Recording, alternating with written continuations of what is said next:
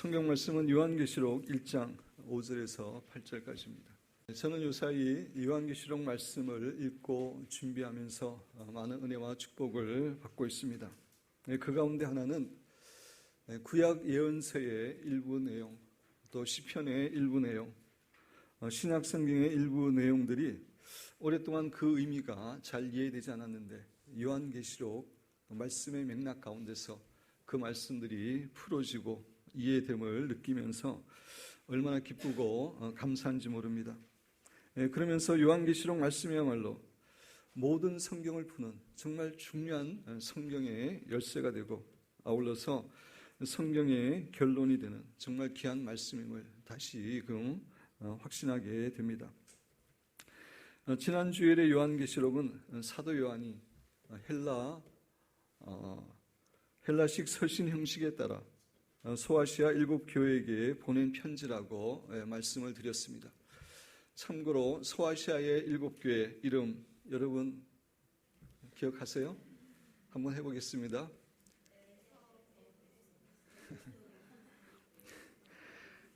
저도 갑자기 헷갈리는데 에서, 보두, 사빌라 다시 한번 해보겠습니다. 에서, 보두, 사빌라 7교회입니다. 요한계시록 1장 4절과 5절은 사도 요한이 그 헬라 서신 형식을 따라서 삼위일체 하나님의 이름으로 교회의 성도들에게 문안 인사를 하고 있는 내용입니다. 지난 주일에는 그 구절에 나온 삼위일체 하나님에 대해서 여러분에게 말씀을 드렸고 오늘은 문안 인사의 내용과 그 이후에 나오는 그런 말씀을 함께 살펴보려고 합니다. 5절 하반절에 보면 은혜와 평강이 너희에게 있기를 원하노라 라고 인사를 하고 있습니다. 지난주에 여러분에게 말씀을 드렸지만 그 당시의 신자들은 서로 은혜와 평강을 빌어주는 그런 인사를 했습니다. 먼저 은혜에 대해서 살펴보기를 원합니다. 은혜는 여러분이 잘 알고 있는 것처럼 영어로 grace인데 영어 성경 킹 제임스 버전에는 169번이나 나오고 이 단어에서 파생한 단어까지 합치면 204회나 등장합니다. 은혜라는 단어가 성경에서 매우 중요한 단어임을 우리에게 교훈해 줍니다. 우리 신자도 신앙생활을 하는 가운데 이 은혜라는 단어를 많이 사용합니다. 하나님께 기도할 때에 사랑과 은혜가 많으신 하나님 이런 기도도 하고 또 성도들끼리 서로 대화하면서 모든 것이 하나님의 은혜였습니다.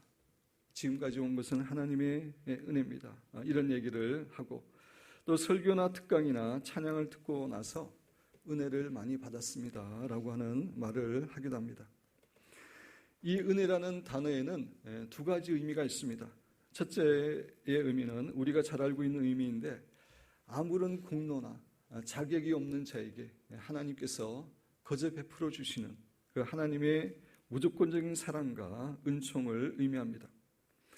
다시 말씀드려서 불쌍하고 연약한 죄인들을 용서하시고 긍휼히 여기시는 하나님의 그 사랑의 마음, 그것이 은혜입니다. 이 하나님의 은혜가 없이는 아무도 하나님의 자녀가 될 수가 없습니다.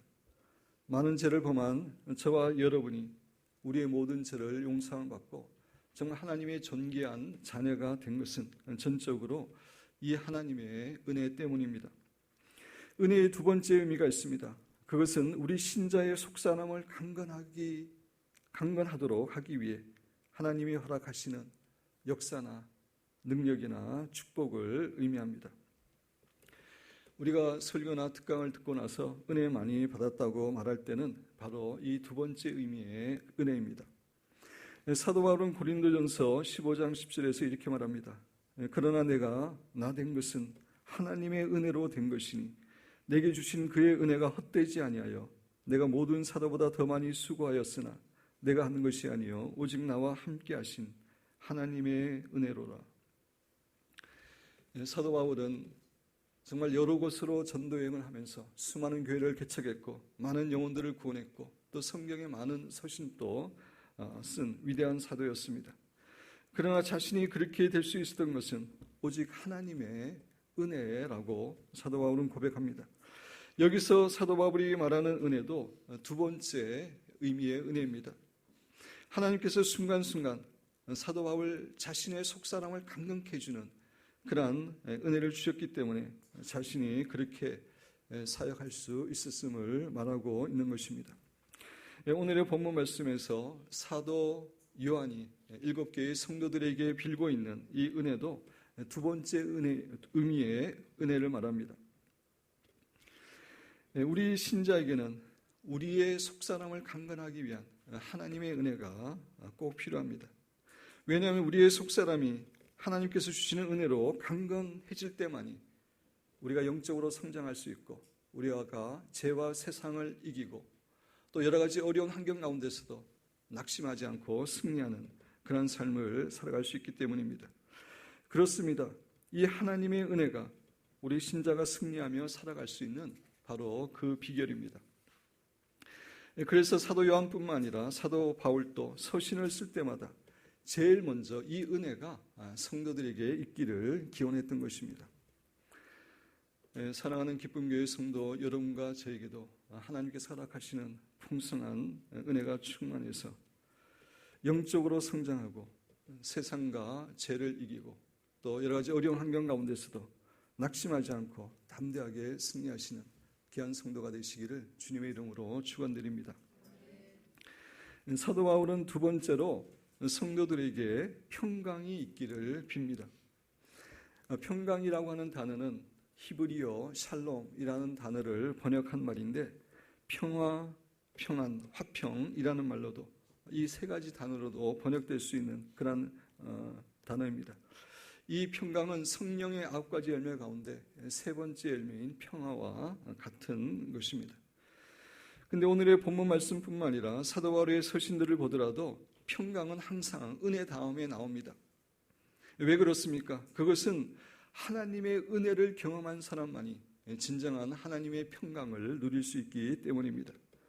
따라서 평강은 불신자들은 결코 누릴 수 없는 것입니다. 불신자들이나 악한 사람들도 집을 크게 지을 수 있고 출세할 수 있고 승진할 수 있습니다. 그러나 그들은 진정한 평강은 누리지 못합니다.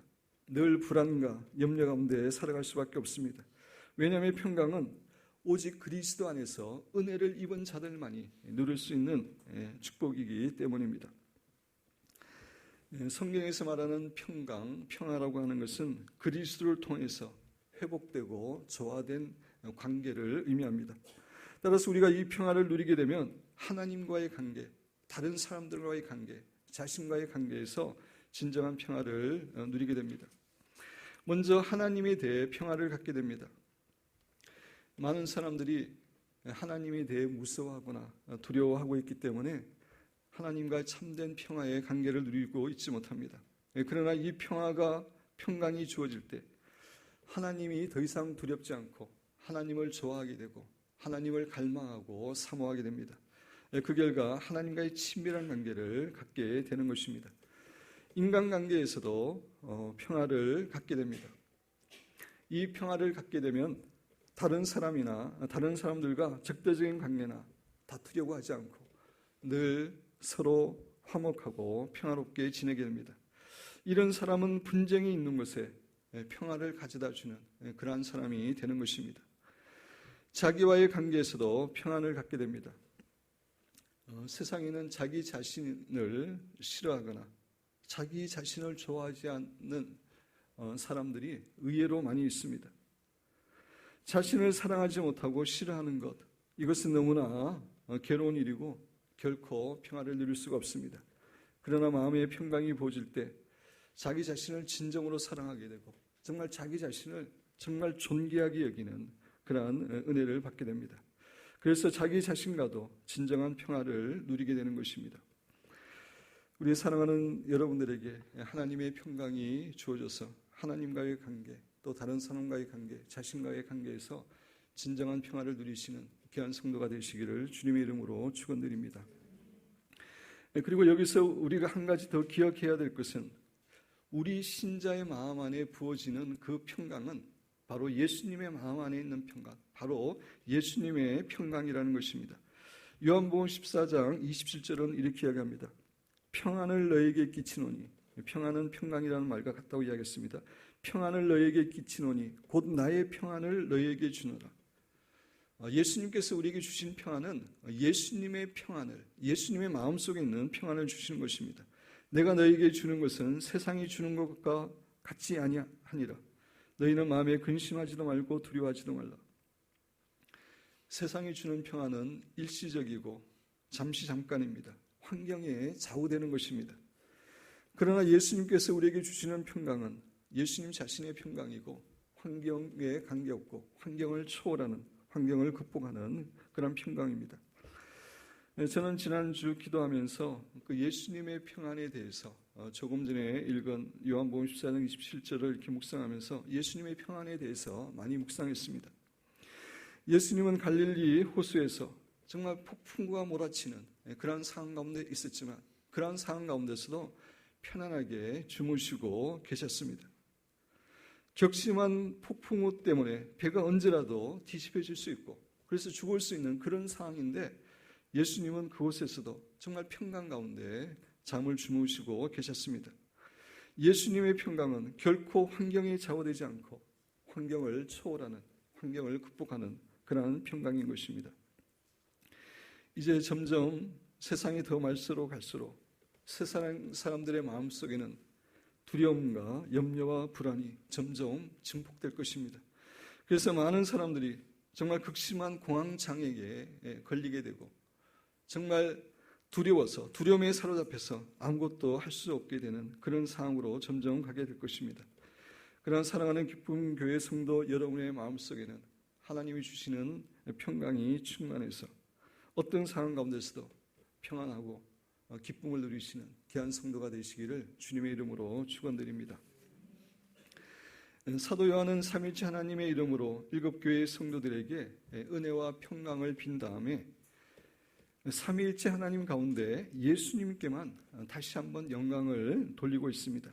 5절 하반절부터 6절까지 제가 읽습니다. 우리를 사랑하사 그의 피로 우리 죄에서 우리를 해방하시고 그의 아버지 하나님을 위하여 우리를 나라와 제사장으로 삼으신 그에게 영광과 능력이 세세토록 있기를 원하노라. 아멘. 사도 요한은 왜 삼위일체 하나님 가운데 유독 예수님께만 이렇게 찬양을, 성령을 돌리고 있습니까? 그 이유는 예수님께서 이 땅에 오셔서 우리 성도들을 위해서 행하신 그런 놀라운 일들 때문입니다. 우리를 사랑하사 그의 피로 우리 죄에서 우리를 해방하시고 라고 이야기하고 있습니다. 네, 그렇습니다. 예수님은 십자가의 보혈을 통해서 사탄의 모든 지배와 죄에서 우리를 해방시켜 주셨습니다. 우리를 죄에서 해방시켜 주셨다는 것은 단지 죄에서 용서해 주셨다라고 하는 것보다 훨씬 더 깊은 의미를 가지고 있는 것입니다. 이제 우리 성도는 죄를 이기고 승리할 수 있는 그런 은혜를 받은 그러한 존재임을 이야기해 주고 있습니다. 그렇습니다. 이제 우리 신자는 늘 죄에 지고 무기력하게 살아가는 그러한 성도가 아니라 성령님의 능력으로 죄를 이기고 승리하는 그러한 그 은혜가 있는 그러한 존재임을 이야기해 주고 있습니다. 6절에 보면 그의 아버지 하나님을 위하여 우리를 나라와 제사장으로 삼으신 그에게, 예수님은 우리를 죄에서 해방시켜 주셨을 뿐만 아니라 우리를 하나님 나라의 왕과 제사장으로 삼으셨다라고 이야기하고 있습니다.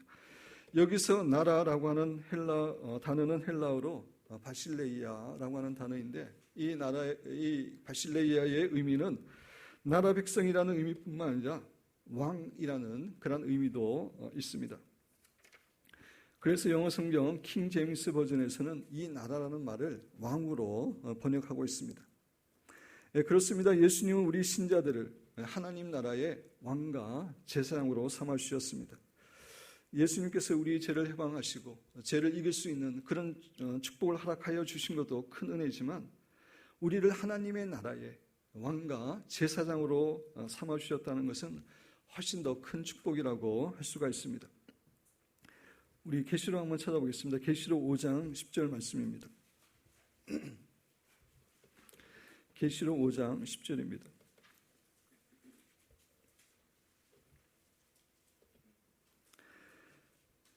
제가 읽으면서 설명합니다. 그들로는 성도들입니다. 우리 신자들.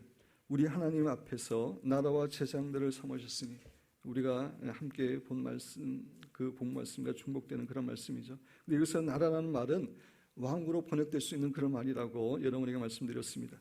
나라와 제사장들을 삼으셨으니 그들이, 신자들이 땅에서 왕노릇하리로다 하더라.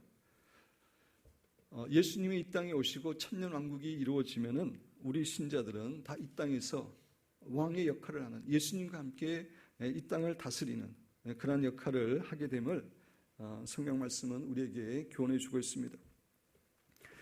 사도 요한 당시에 눈에 보이는 상황은 로마의 황제가 믿는 사람들을 핍박하고 정말 이 세상을 다스리고 있는 것처럼 보이는 상황이었습니다. 그러나 그것은 눈에 보이는 상황에 불과하고 더 본질적인 사실은 로마 황제들이 아니라 바로 예수님을 믿는 우리들이 이 세상을 궁극적으로 통치할 왕이라는 것을 사도 요한은 우리에게 교훈해 주고 있는 것입니다. 그렇습니다. 성도 여러분, 우리 신자들은 이제 곧 이 세상에 오실 예수님과 함께 천년왕국에서, 이 땅에서 천년왕국에서 왕으로 다스릴 그러한 존재임을 잊어서는 안 됩니다. 저는 요한계시록을 읽고 연구하면서 이 땅에서의 천년왕국의 모습이 점점 더 선명해지면서 정말 천년왕국에서의 생활이 얼마나 기대가 되는지 알지 못합니다. 성도 여러분, 천년왕국은 결코 하나의 상징적인 단어가 아니라 이 땅에서 이루어질 일이고, 우리 신자들은 그곳에서 예수님과 함께 왕노릇하는 그러한 존재임을 기억하시고 늘 담대하게 살아가시기를 주님의 이름으로 축원드립니다. 예수님 우리를 하나님 나라의 왕으로 삼으셨을 뿐만 아니라 제사장으로 삼으셨다고 사도 요한은 증거합니다. 구약 시대에는 아무나 하나님의 성소에 나아가서 하나님을 만날 수 있었던 것은 아니었습니다. 하나님께 나아갈 수 있는 권리는 오직 제사장들 뿐이었습니다. 일반 백성들은 기껏해야 성막들까지만 갈 수 있었고, 이방인들은 성막들 안에도 들어가지 못했습니다. 아무나 제사장이 될 수 있었던 것은 아니고 특수한 가문에 속한 사람들만이 제사장의 역할을 감당할 수 있었습니다. 이러한 의미에서 이스라엘 백성들에게 제일 선망의 대상은 제사장이었습니다. 예수님께서는 자신의 보혈을 통해서 우리 모든 신자들을 이런 존귀한 제사장으로 삼아 주셨음을 사도 요한은 우리에게 교훈해 주고 있습니다. 그래서 우리는 제사장이기 때문에 언제든지 하나님 앞에 나아가 예물과 찬양의 예배를 드릴 수 있고, 또 사랑하는 아버지와 아들의 관계에서 하나님과 대화하고 교제할 수 있는 그런 놀라운 특권이 우리에게 주어진 것입니다. 그리고 구약의 제사장은 하나님과의 관계에서만 특권을 누리는 자가 아니었고, 사람들과의 관계에서도 놀라운 특권을 갖고 있는 사람들이었습니다. 제사장들은 백성들의 죄를 사하는 제사 제도를 드릴 수 있는 그런 특권이었었고, 아울러서 이스라엘 백성들을 위해서 하나님께 간절히 중보기도하는 그런 특권을 가지고 있었습니다. 마찬가지로 우리 성도들도 예수님의 십자가의 보혈을 통해서 제사장이 되었기 때문에 정말 세상 사람들에게 주의 복음을 증거함으로 그들이 죄 용서를 받을 수 있는 그런 특권을 가지고 있을 뿐만 아니라 세상 사람들에게 하나님의 복이 임하게 하는 그런 중보기도의 특권을 갖고 있습니다. 사랑하는 여러분과 저는 정말 예수님의 보혈을 통해서 제사장이 되었음을 확신하시고 하나님과의 친밀한 교제를 누릴 뿐만 아니라 주위에 있는 많은 사람들에게 하나님의 복을, 축복을 빌어주는 귀한 성도로 살아가시기를 주님의 이름으로 축원드립니다. 우리 요한계시록 1장 7절 말씀 우리가 함께 좀 읽어보도록 하겠습니다. 볼지어다 그가 구름을 타고 오시리라. 각 사람의 눈이 그를 보겠고 그를 찌는 자들도 볼 것이며 땅에 있는 모든 족속이 그로 말미암아 애국하리니 그러하리라. 아멘. 볼지어다 그가 구름을 타고 오시리라. 예수님께서 구름을 타고 이 세상에 오십니다. 여기서 말하는 재림은 지상 재림을 이야기합니다. 예수님의 재림에는 두 가지 재림이 있습니다. 지상 재림과 공중 재림입니다. 공중 재림이 먼저이고 그 이후에 지상 재림이 있습니다. 우리 공중 재림에 대한 그런 말씀을 우리 함께 찾아보겠습니다. 데살로니가 전서 4장 13절부터 18절까지입니다.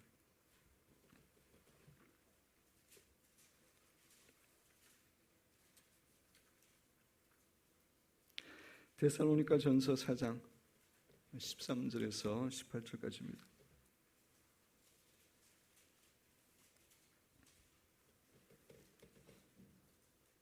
제가 내용을 읽어가면 설명합니다. 형제들아, 자는 자들에 관하여는, 자는 자들은 예수님을 믿고 죽은 사람을 자는 자로 이렇게 비유로 이야기하고 있습니다. 예수님을 믿고 죽은 사람들입니다. 땅에 묻힌 사람들입니다. 형제들아, 자는 자들에 관하여는 너희가 알지 못함을 우리가 원하지 아니하노니 이는 소망 없는 다른 이와 같이 슬퍼하지 않게 하려 함이라. 우리가 예수께서 죽으셨다가 다시 살아나심을 믿을진대, 예수님의 부활을 믿을진대, 이와 같이 예수 안에서 자는 자들도 하나님이 그와 함께 데리고 오시리라. 예수님이 지상 재림하실 때는 그 성도들을, 부활한 성도들을 함께 데리고 오심을 이야기하고 있는 것입니다. 우리가 주의 말씀으로 너에게 이것을 말하노니 주께서 강림하실 때까지 우리 살아남아 있는 자도, 이제 사도 바울은 자신이 살아있을 때 예수님이 오신다고 이렇게 믿었습니다. 그래서 우리 살아있는 자도 자는 자보다, 주님을 믿고 그 땅속에 묻혀있는 자는 자보다 결코 앞서지 못하리라. 다시 말해서 우리가 휴거당할 때 예수님을 믿고 죽은 자들이 먼저 휴거되고 그 다음에 우리 살아있는 신자가 휴거됨을 말해주는 것입니다. 16절, 주께서 후령과 천사의 소리와 하나님의 나팔 소리로 친히 하늘로부터 강림하시리니 그리스도 안에서 죽은 자들이 먼저 일어나고, 이제 이미 죽은 자들이 먼저 일어납니다. 순서가. 그 후에 우리 살아남은 자들도 그들과 함께 구름 속으로 끌어올린다는 말이 한자로 휴거죠. 그죠? 그래서 이미 믿고 죽은 사람이 먼저 신령한 몸으로 변화되고 그 다음에 살아있는 우리들이 신령한 부활의 몸으로 변화돼서 휴거되는 것입니다. 그래서 공중에서 주를 영접하게 하시리니, 처음에는 공중 재림이고 우리가 공중에서 주님을 영접하게 됩니다. 그리하여 우리가 항상 주와 함께 있으리라. 그러므로 이러한 말로 서로 위로하라. 이 예수님께서 공중 재림하실 때는 세상 사람들은 예수님을 보지 못하고 우리만 신령한 몸으로 부활돼서 휴거를 당합니다. 근데 공중 재림 후에 예수님의 지상 재림이 있습니다. 지상 재림 때는 이 세상에 있는 모든 족속이 예수님이 오시는 것을 보게 되는 것입니다. 그래서 다시 요한계시록 1장 7절로 돌아가서 볼지어다 그가 구름을 타고 오시리라. 사람들이 다 보게 오시는데 구름을 타고 온다고 이야기하고 있습니다.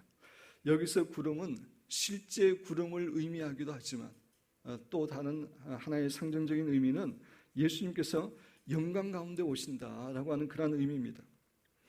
구약에서 구름은 하나님의 영광을 상징했습니다. 그래서 성막이 지어졌을 때 그곳에 구름이 가득했는데 그것은 그곳에 하나님의 영광이 가득했다는 의미입니다. 따라서 이 말은 예수님께서 구름을 타고 오시거나 아니면 정말 하나님의 영광 가운데, 놀라운 영광 가운데 오실 것임을 우리에게 교훈해 주는 내용입니다. 이 세상에 출임하신 예수님은 매우 초라하게 이 세상에 오셨습니다. 태어날 곳이 없으셔서 말구유에 태어나셨고 십자가를 지셨습니다. 그러나 재림하시는 예수님은 초림의 예수님과 전혀 다른 모습입니다. 그분은 왕으로서, 재판관으로서 영광 가운데 이 세상에 오시는 것입니다. 7절 계속해서 보면은 각 사람의 눈이 그를 보겠고, 주님의 지상 재림 때는 모든 사람이 주님의 오심을 볼 수 있음을 이야기하고 있습니다. 이단 교주들 가운데 자기가 재림 예수라고 이야기하는 사람이 있는데 그래서 벌써 잘못된 겁니다. 그래서 예수님, 재림하시는 예수님은 모든 사람이 볼 수 있도록 오시기 때문입니다. 그를 찌른 자들도 볼 것이요 라고 이야기합니다. 여기서 예수님을 찌른 자들이라는 것은 실제로 예수님을 창으로 찌른 그 사람을 의미하는 것이 아닙니다. 예수님을 믿지 않고 거부하고 예수님께 불순종했던 모든 사람들이 영적인 의미에서는 예수님을 찌른 자들입니다. 예수님께서 재림하시면 그들도 다 재림하시는 예수님을 거부했던 자들도 예수님을 목격하게 됨을 설명해 주는 것입니다. 땅에 있는 모든 족속이 그로 말미암아 애곡하리리. 애곡할 것이라고 이야기하고 있습니다. 애곡한다는 것은 슬피 통곡하고 운다는 의미입니다. 예수님께서 이 세상의 왕과 재판관으로 오시는 것을 보고 자신들은 예수님을 믿지 않고 거부했기 때문에 결국 예수님의 심판을 받고 영원한 지옥에 던져질 것을 생각해서 너무나 후회가 되고 슬퍼서 통곡하고 우는 것입니다. 예수님의 재림의 날이 우리 신자에게는 정말 사랑하는 신랑과의 만남이고 또 우리의 눈물을 씻기시고 우리에게 상급을 주는 그런 축복된 날이지만 불신자들에게는 정말 영원히 돌이킬 수 없는 더 이상 기회가 없는 그런 날이기 때문에 통곡과 절망의 날이 될 수밖에 없습니다. 8절 우리 요한계시록 1장 8절 말씀 우리 같이 읽겠습니다. 주 하나님이 이르시되 나는 알파요 오메가요 이제도 있고 전에도 있었고 장차 올 자요 전능한 자라 하시더라. 하나님 성부 하나님이 어떠한 분인지 설명해 줍니다. 알파와 오메가는 여러분이 잘 알고 있는 것처럼 헬라어 철자의 첫 글자와 마지막 글자입니다. 따라서 나는 알파와 오메가다라고 하는 의미는 나는 시작과 끝이다 라고 하는 의미입니다. 이 말의 의미는 다시 말해서 나는 영원 전부터 존재해서 영원 후까지 존재하는 그런 영원하신 하나님이다 라고 하는 의미입니다. 아울러서 알파와 오메가라는 하나님의 이름은 하나님의 역사의 시작과 정말 그 사이에 그 인류의 모든 역사를 주관하시는 통치하시는 하나님이시다라고 하는 그런 의미도 가집니다. 그렇습니다. 성부 하나님은 이 세상의 역사와 전혀 상관이 없는 그런 분이 아니라 철저하게 이 세상의 역사를 섭리 가운데 뜻 가운데 개입하시고 인도하시는 분입니다. 그리고 이제도 있고 전에도 있었고 장차 올 자요. 이것에 대해서는 제가 몇 주 전에 여러분에게 자세히 설명을 드렸습니다. 그 다음에 전능한 자라 하시더라. 전능하다는 것은 여러분이 잘 알고 있는 것처럼 모든 것을 하실 수 있는 분이다라는 의미를 갖고 있는데 또 이것에는 모든 것을 지배하며 통치하고 장악한다라고 하는 그런 의미가 있습니다. 로마 황제가 세상의 통치자처럼 보이는 그 시대에 로마 황제가 진정한 통치자가 아니라 하나님만이 이 세상을 통치하시고 지배하시는 그런 하나님이심을 사도 요한은 성도들에게 교훈해주고 있는 것입니다. 사랑하는 성도 여러분, 말씀을 마무리합니다. 사랑하는 여러분과 저에게 무엇보다도 하나님의 놀라운 은혜와 평강이 충만하기를 주님의 이름으로 축원드립니다. 그리고 사랑하는 여러분과 저는 우리들이 하나님 나라의 왕과 제사장의 신분을 가지고 있는 축복된 존재임을 기억하시고 그것에 대해서 늘 주님께 감사할 뿐만 아니라 이 땅에서 정말 하나님의 왕과 제사장으로 살아가심으로 하나님께 영광 돌리고 또 주위의 많은 사람에게도 큰 은혜와 축복을 주는 아름다운 성도가 되시기를 주님의 이름으로 축원드립니다.